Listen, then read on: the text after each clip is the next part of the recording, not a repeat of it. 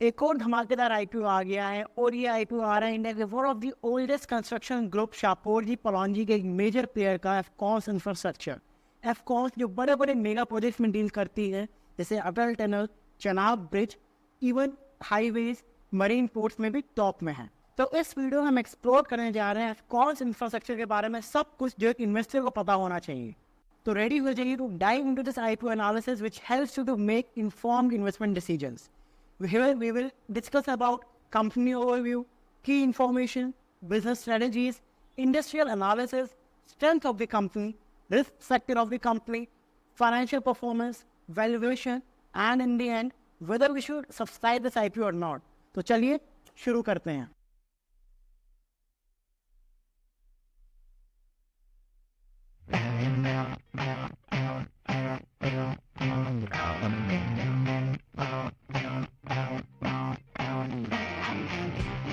Hello friends, welcome back to the another episode of the marvel the IPO. मैं हूं धनुष। नमस्कार दोस्तों, मैं हूं विनय। यहाँ हम आपके लिए लेके आते हैं latest and detail information about finance and investing world. तो चलिए शुरू करते हैं कंपनी के ओवरव्यू से। तो एफकॉन्स इंफ्रास्ट्रक्चर लिमिटेड इंडिया की largest international infrastructure construction company है बेस्ड ऑन रेवेन्यू। इनकी यूएसपी है कि ये मोस्ट चैलेंजिंग और कॉम्प्लेक्स मेगा इंफ्रास्ट्रक्चर प्रोजेक्ट को के अंदर डील करते हैं और बनाते हैं उसको। ये फर्म 1959 में as a partnership firm start हुई थी और बाद में 1976 में प्राइवेट लिमिटेड कंपनी में कन्वर्ट हुई थी। ये कंपनी सापोंजी पौंजी जो कंस्ट्रक्शन ग्रुप है उसकी एक मेंबर है और ये मोर देन 30 कंट्रीज़ में ऑपरेट करती हैं across south Africa, middle east and CIS countries. Afcons ने बहुत सारे वर्ल्ड क्लास प्रोजेक्ट्स को डिलीवर किए हैं, specially in the sectors of hydro, underground, tunnels, highways, metros. इस तरह के मेजर प्रोजेक्ट्स को इन्होंने डिलीवर किया हुआ है। ये रैंक करती है इंडिया की टॉप 3 कंस्ट्रक्शन कंपनी में। और अगर हम ENR रैंकिंग 2023 की बात करें तो ये 10th largest international marine and port facility contractor हैं। इसके अलावा इनकी रैंक 12th है ब्रिज सेक्टर के अंदर, 42nd है ट्रांसपोर्टेशन सेक्टर के अंदर, 18th है ट्रांसमिशन लाइन्स एंड एडिक्वेट्स के अंदर और 43rd है इन वाटर सप्लाई के अंदर। इनके मैं IPO के की इन्फॉर्मेशन के बारे में बात करूं तो इनके IPO का इशू साइज है 5,430 करोड़, जिसमें से 1250 करोड़ का ये फ्रेश इशू लेके आ रहे हैं और 4,180 करोड़ का ऑफर फॉर सेल है, जिसमें इनके प्रोमोटर्स गोस्वामी इंफ्राटेक अपने शेयर्स को बेच रही है। प्राइस बैंड की बात करें तो 440 से 463 रुपये की बात है और एक लॉट की अगर जो मैं प्राइस की बात करूं तो 14,816 रुपये की है।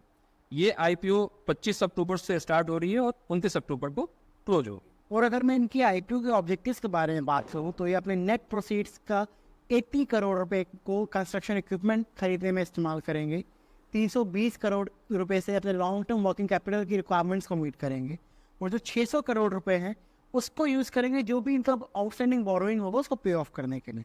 बाकी जितना भी रिमेनिंग अमाउंट रहेगा उसको अपने नॉर्मल जनरल कॉर्पोरेट पर्पसेस के लिए यूज़ किया जाएगा। और अगर हम इसके बिजनेसेस की बात करें तो ये मेनली 5 सेक्टर्स में काम करते हैं, जिसमें पहला है मैरीन इंडस्ट्रियल।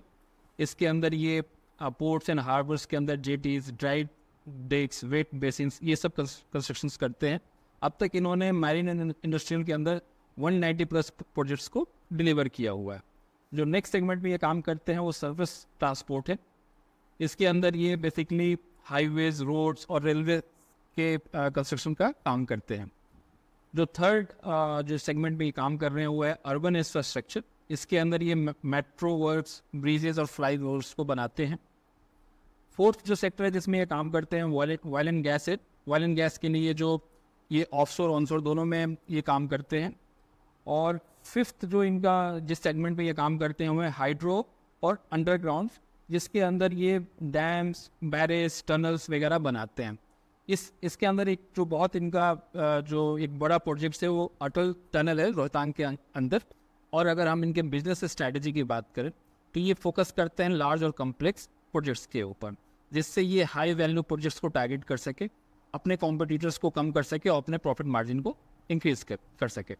नेक्स्ट अगर मैं इनके स्ट्रेटेजी की बात करूँ तो वो मार्केट एक्सपेंशन की है, जिसके लिए ये इंटरनेशनली क्लाइंट्स को एक्वायर कर रहे हैं। उसके साथ अपने डोमेस्टिक रीच को भी इंक्रीज कर रहे हैं। जो थर्ड इनकी बिजनेस स्ट्रेटजी की मैं बात करूँ वो है कॉस्ट मैनेजमेंट।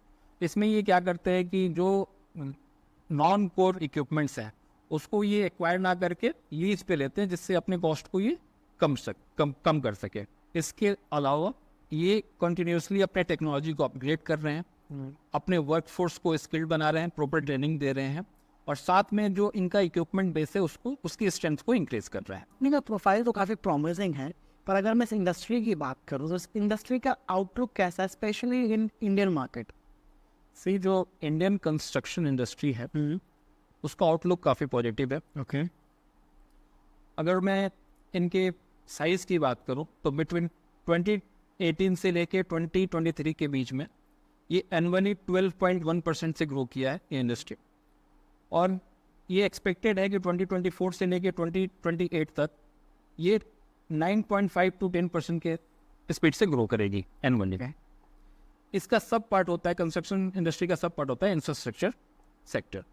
इसकी ग्रोथ की मैं बात करूं एज पर साइज तो 2028 से 2023 के बीच में ये 12% के हिसाब से एनुअली ग्रो किया है, और ये एक्सपेक्टेड है कि 2024 से 2028 के बीच में 9.9% से ग्रो करेगा। तो यहाँ पे ग्रोथ पोटेंशियल तो काफ़ी है इस इंडस्ट्री के अंदर। इसके अलावा being a emerging economy, India जो है इंफ्रास्ट्रक्चर डेवलपमेंट एक बैकबोन है एक कंट्री को डेवलप्ड कंट्री बनाने के लिए। इसलिए लास्ट 3 बजट्स में आप देखोगे गवर्नमेंट ने ड्रास्टिकली बजट को इम्प्रूव किया है, इंक्रीज किया है इंफ्रास्ट्रक्चर सेक्टर के अंदर। अगर मैं इंडियन इंफ्रास्ट्रक्चर इंडस्ट्री के ग्रोथ ड्राइवर्स की बात करूं तो इसमें से कुछ है इंडियन सेंट्रल गवर्नमेंट की increasing capex investment in this industry. दूसरा जो हमारा एफडीआई आ रहा है जो इस इंडस्ट्री के अंदर वो भी इम्प्रूव हो रहा है। इसके अलावा जो प्राइवेट और पब्लिक पार्टनरशिप हो रही है उससे भी बूस्ट मिल रही है इस इकोनॉमी को।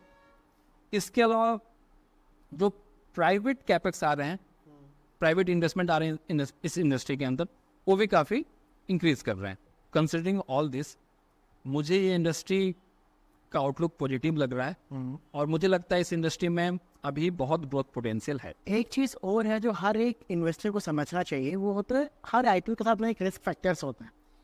इवन हम अपने हर वीडियो में ये भी बोलते हैं कि अपने रिस्क एपिटाइट के हिसाब से आप इन्वेस्ट कीजिए। तो इस पर्टिकुलर आईपीओ के साथ क्या रिस्क एसोसिएटेड है? तो अगर इस कंपनी के हम रिस्क फैक्टर्स की बात करें तो जो सबसे पहले मुझे जो रिस्क लगता है वो है इनका कॉम्पिटिटिव बिडिंग रिस्क। बेसिकली ये जो भी कॉन्ट्रैक्ट्स लेते हैं इसको ये कॉम्पिटिटिव बिडिंग के थ्रू लेते हैं। नॉर्मली ये जो कॉन्ट्रैक्ट्स आते हैं या तो गवर्नमेंट लाती है या फिर मेजर इंडस्ट्रीज लेके आती है, और उसके अलावा उसको प्रोक्योर करने के लिए ये एक कॉम्पिटिटिव बिडिंग प्रोसेस के थ्रू गुजरते हैं। इस कॉम्पिटिटिव बिडिंग प्रोसेस के थ्रू जाने में ये रिस्क होता है कि जरूरी नहीं कि अगर जो ये किसी कॉन्ट्रैक्ट के लिए अप्लाई कर रहे हैं तो वो उनको मिल ही जाए। साथ में इनको अपनी प्राइसेस बहुत ही कॉम्पिटिटिव रखनी होती है, तो इससे इनकी मार्जिन्स भी, जो प्रॉफिट मार्जिन है वो भी रिड्यूस होती है। अगर जो मैं बात करूँ first quarter of this year जो जून 30 को ख़त्म हुई है, इसमें इन्होंने टोटल बीट किए 12, जिसमें से इनको सक्सेसफुल अलॉटमेंट मिली 5 में और 7 में ये लोग रिजेक्ट हो गए। और अगर जो मैं लास्ट ईयर 2024 की बात करूँ, इन्होंने टोटल जो बीट के लिए अप्लाई किया था 53 बीट किया था 53, जिसमें से 42 में ये लोग अनसक्सेसफुल थे और 11 इनको मिला था। तो इस तरीके से ये जो कॉम्पिटिटिव बिडिंग प्रोसेस है इसमें ये रिस्क हमेशा रहेगा कि अगर जो किसी कॉन्ट्रैक्ट के लिए अप्लाई करे तो जरूरी नहीं इनको मिल जाए, इनके कॉम्पिटिटर को भी वो मिल सकता है। दूसरे रिस्क की अगर मैं बात करूँ तो वह है कि इनकी जो डिपेंडेंसी है गवर्नमेंट के ऊपर बहुत ज़्यादा है। सो इनका जो रेवेन्यू का जो ऑलमोस्ट 70% जो पोर्शन है वो गवर्नमेंट कॉन्ट्रैक्ट के थ्रू आता है। अगर जो गवर्नमेंट कभी इनको ब्लैकलिस्ट करती है या फिर कोई इश्यूज आ जाती है गवर्नमेंट के साथ, तो इनका जो फाइनेंशियल परफॉर्मेंस है वो एडवर्सली इफेक्ट होगा। जो थर्ड रिस्क मुझे लगता है वो है इनका वर्किंग कैपिटल रिस्क। सिंस ज़्यादातर इनके प्रोजेक्ट्स गवर्नमेंट के होते हैं और हम सबको पता है कि जब गवर्नमेंट की जो पेमेंट्स होती हैं बहुत सारी ड्यू डिलिजेंस से गुजरती है और इसमें बहुत टाइम लगता है कैश को रिलीज करने में। इसके कारण से इनको कैश की रिक्वायरमेंट हमेशा होती है। इसके अलावा इनके जो प्रोजेक्ट्स भी होते हैं वो काफ़ी कैपिटल इंटेंसिव होते हैं, बड़े बड़े प्रोजेक्ट्स होते हैं, बड़े इन्वेस्टमेंट्स होते हैं, उसके लिए भी इनको वर्किंग कैपिटल की रिक्वायरमेंट होती है, जिससे इनके इंटरेस्ट कॉस्ट बढ़ते हैं और इनकी प्रॉफिटेबिलिटी रिड्यूस होती है।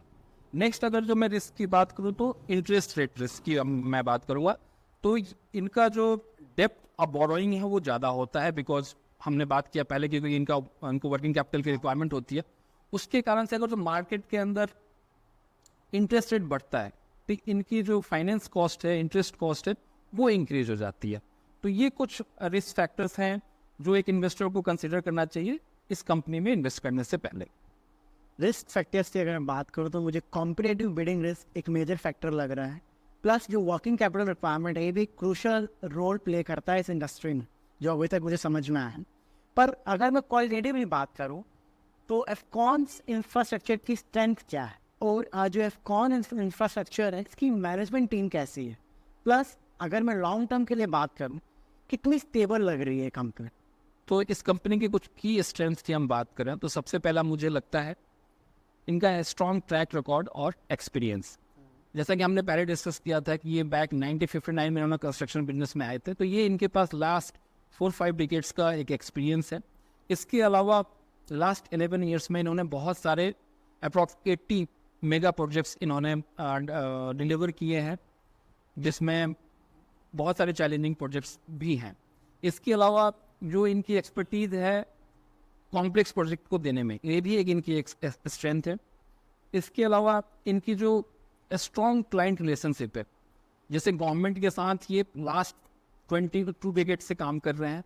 इसके अलावा जो फॉरेन जो इनके क्लाइंट्स हैं उनके साथ भी इनकी लॉन्ग लास्टिंग रिलेशनशिप है, तो वो एक इनको एक बेटर पोजीशन देती है मार्केट के अंदर।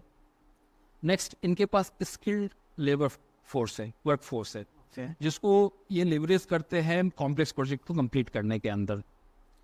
नेक्स्ट स्ट्रेंथ की बात करें तो इनका ऑर्डर बुक काफ़ी बड़ा है, जो कि मोर देन 31,000 करोड़ है इस first quarter of this year.